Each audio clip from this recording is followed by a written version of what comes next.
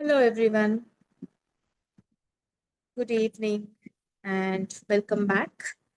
Today is the third session of this month's webinar series where we are discussing entangled roles in the family and uh, the impact, the effect we carry out of these entanglements. So, after speaking about entanglements between children and parents in the form of parentification and spousification, today we want to talk about entanglements between the siblings. So, the most common form of entanglements which are being observed are the first one is in some families, the elder or the eldest siblings, if uh, the eldest is the boy, so the boy may take the place of father for rest of the siblings, or the eldest sister, the girl child, may take place of mother for rest of the younger siblings. So they start behaving like parents. They start performing certain duties which parents are supposed to perform. And then, of course, there are conflicts because in this case, the siblings which are taking up the parents' role uh, for rest of the siblings uh, feel burdened. And with this burden, they also carry a resentment towards parents and also have a conflict about their own life, about their own place in the family. And this conflict leads to the conflict between the siblings. This particularly happens if any one of the parents uh, are physically, mentally, or emotionally. When I say mentally or emotionally, there is a major absence. Like they are completely absent, and then there are things happening, and then the eldest child might, step up and become like a sibling. So we have heard these kind of stories. I'm sure you must have come across to something like this where they say that the the youngest the eldest brother got everybody else married after the parents, or they sat and they did uh, kanyadan, the ritual that we perform in Indian weddings. And then they feel that yes, now, like, after my parents, I have to look after. So in that case, the conflict uh, grows. The conflict leads to many issues between the siblings. So that's one form of uh, entanglement. Another form of entanglement is that sometimes the younger sibling is behaving like the elder one, and the elder one is behaving like the younger one. And then this goes two ways. When the younger one is behaving like the elder one, uh, that is a form of arrogance. At the same time, they may feel that they have to take up more responsibility and they are unable to give the respect that they would give to the elder sibling, which is appropriately needs to be given. On the other hand, the elder sibling might feel that they are not respected enough, and whatever uh, behavioral pattern they carry, their unhealed trauma or inner child, which keeps on taking the charge of their personality, doesn't let them step up and show up like the elder one. So in such a case, we have seen that even one sibling working on themselves and taking their own place starts setting the order between the siblings, right? It doesn't have to be like if the younger sibling comes and says, but what can I do? My sister or my brother is not stepping up and somebody has to do it, then the one who has walked in needs to look at that what is their need, and are they judgmental about how the young elder or elder brother or sister are viewing the situation. So again, in this case, both of them feel resentment and anger towards each other. So a major conflict between siblings shows that the order is not in place between the siblings. So, of course, and once the order is not in place between the siblings, there might also be something like spousification or parentification. So, the entire family unit goes through conflict, no? As though everybody feels that their opinion is not heard or nobody agrees with each other. So, these kind of scenarios are usually emerging out of the rightful place and the order not being followed in the family. So these are, in a way, more visible, and that's how we can say more obvious. But then there are few more kinds of entanglements which may not be consciously visible, but their effects are very, very visible to us. So next one is the uh, effect of unborn siblings. So what comes under unborn siblings? So any stillborn child in the family, or any miscarried or aborted child in the family.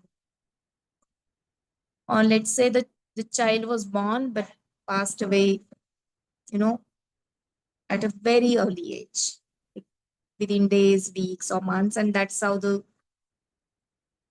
memory of that child being there is either not spoken by the parents, or that that child is not mentioned and the siblings remain unaware of it. So any of such unborn sibling stays present in the born children, that is the born siblings space. Through that, they are trying to uh, receive parents' love, which they would have had they come to life. So it has been seen that even if the pregnancy was there just for one day, even then that soul, that place needs to be acknowledged. Like we have had cases where the client came and said, but you know what, like within a week we had aborted the child, and there was no emotional connect because we were not even ready, and that's how we don't think that that will have any major impact. And the metric shows. So the matrix shows the effect. So what are the effects? The siblings which are alive, they carry. Usually the siblings right before or after this unborn sibling feel their emotions as their own emotions. So if this child, the unborn sibling, was aborted, the child might have felt unwanted or rejected. So the siblings before or after them carry the similar feelings. Oh, I'm unwanted in the family. I'm rejected. I feel left out. Because the thought of such unborn child might be that I don't have a body, you have a body. So through you, I can feel my parents' love, but then I'm left out because I don't have same form as you have. So these feelings are there which such children carry. Also, if this unborn sibling was, uh, you know, went away because of a miscarriage, then there is a deep sadness, grief, which the other siblings are going to feel. To an extent that there might be a tendency of uh, suicide, not wanting to live, feeling guilty about they being alive, feeling guilty about they getting good things in life, particularly like, when parents are doing things for them and they feel I'm getting too much. Uh, People go into depression because of unborn siblings and their place not being acknowledged.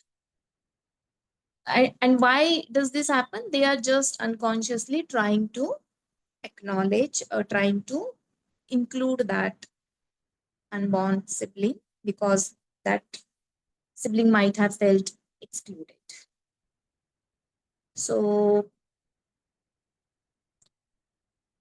in such a case, a person stays loyal to the pain of unborn sibling and they may sabotage their own good life.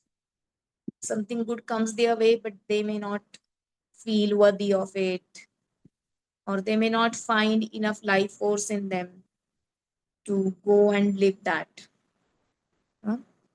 So, disconnection from life, suicidal tendencies, or feeling extremely depressed. These are some of the symptoms where we first check if there is a story of unborn sibling. So, that is there. Other than this, there is also something called as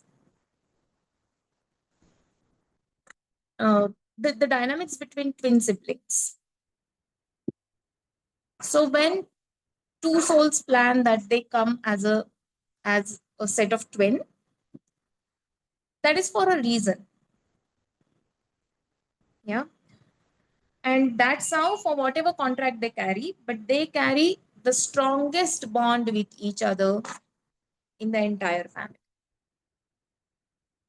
Any two twin siblings will have the first and the strongest ever bond with their twin sibling than others.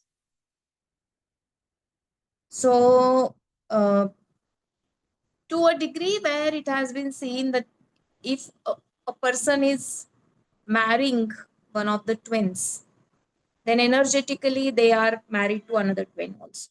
And they need to acknowledge and get that the first priority for their partner will always be their twin sibling. And if that is not uh, honored, then the marriage may see uh, a difficulty to work. So the twins do have so strong uh, connection and dynamic. Nobody can come between them. Everybody else comes afterwards. The siblings, the partners, and in that, then there is something called as vanishing twin syndrome. So, when I heard of this particular uh, term and concept, I thought it is a rare case scenario. Uh, but study shows that up to 12% probability is there that vanishing twin syndrome exists. So, in every 100 people, at least 12 people have a vanishing twin. And at times, the vanishing twin, what is a vanishing twin syndrome?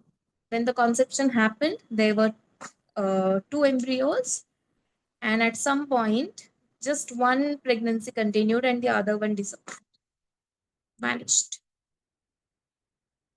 Okay?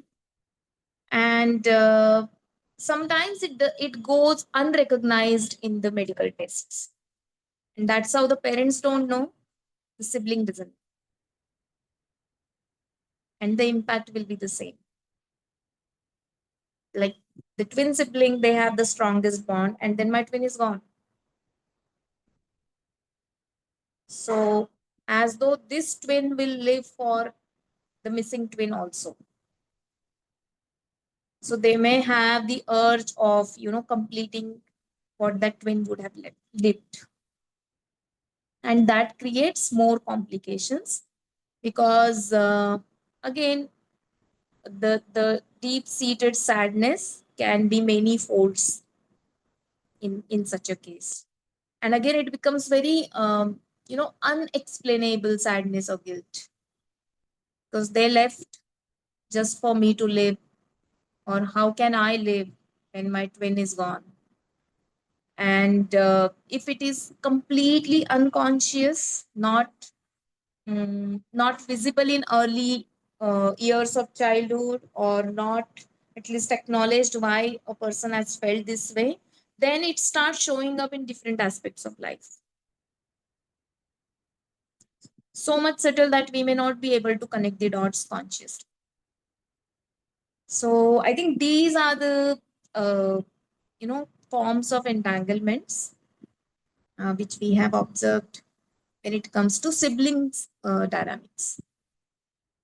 So many times when the grown up siblings start fighting for over property issues, or what the parents want to give them, it may actually go back to the childhood dynamic, or some entanglement, because one sibling might have taken more responsibility and now they feel that they deserve more, or the order has not been in place and it is only showing up in the form of one issue which has erupted now, but it may actually have a deep rooted reason. So I think that's all. Priya, do you want to add anything? Are we good? Have I left anything? All right, then let's start with the discussion.